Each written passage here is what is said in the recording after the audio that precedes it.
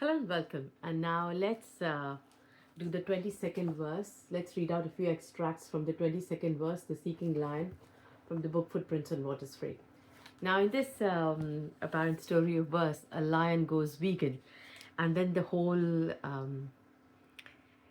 I would say, the drama or the dance of good and bad and right and wrong, and it all starts. And how the apparent self loves to cling on and to make everything a belief, be it whatever, whereas the body doesn't need any guidance to survive. Anyway, let's read this. Alliance once redefined his routine, renounced all meats, fat and lean, to employ the healthy vegan theme for a fit and high-minded regime. Content with his impeccable choice, for weeks he preached and did rejoice, endeavored to convert his friends to pious meals and teas that could cleanse, promoted veganism in didactic ways on media and events in its praise. Now he turns this, but then, yet when instincts intervened, dreams of steak replaced the green. Now when he's replaced by visions of steak, which is succulent and saucy, and then he falls into complete dismay. He's plagued by thoughts of being bad and felt he was completely mad. And in this forlorn, a guru he did find who taught him to silence the mind, to detach, release the thoughts of prey, keep negativity at bay, to meditate in cycles long and listen to the cosmic song. Yet this progression seemed too brief, so he endured anguish and grief.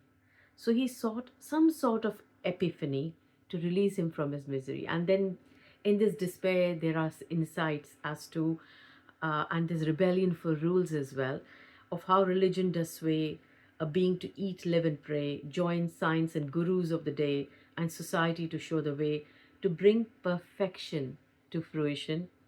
Though he wondered form's need for permission or guidance from the source external, to instruct in living natural, like, oh, this is what you should be eating, this is what you should be eating, carbohydrates are not that good, protein is great, or uh, vegan is better, that is better.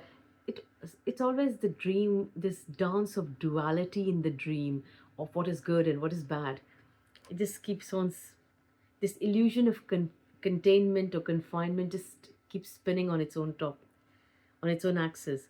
And of course, then straddled instincts. Now he's caught between his ethics and his instincts as to what is better.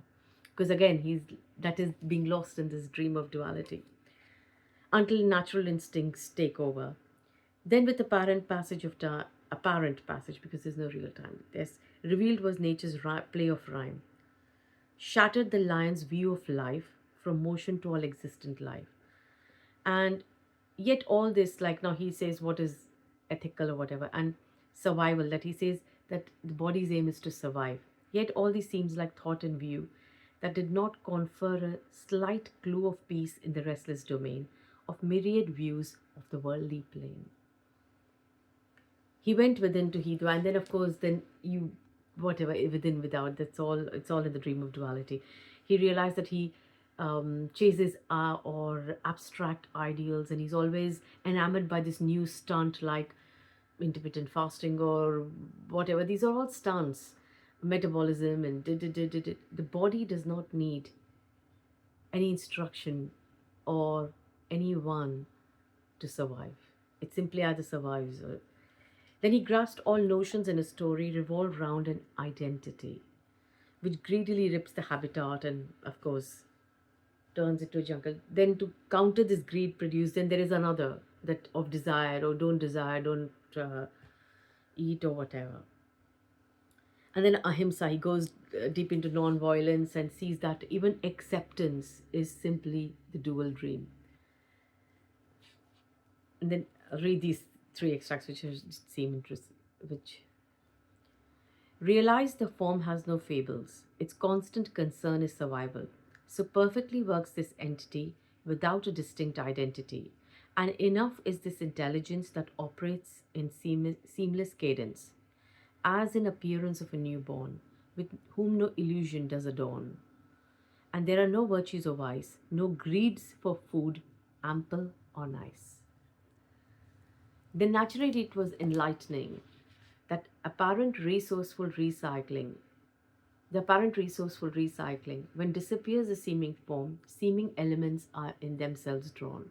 So unborn life cannot die. It holds and appears as forms that come by. Element energetic are forms which on their own appear, perform, and forms not dense or in limits, but a stir of the infinite. No volition in thoughts or acts, for none in the skin to enact the appearing scene, act or trait, so none is bound or liberated. Hence this suffering and contraction to an energetic expression of nothingness in display. No other but the seeming play, appearing as it is complete, absolute as the relative trait.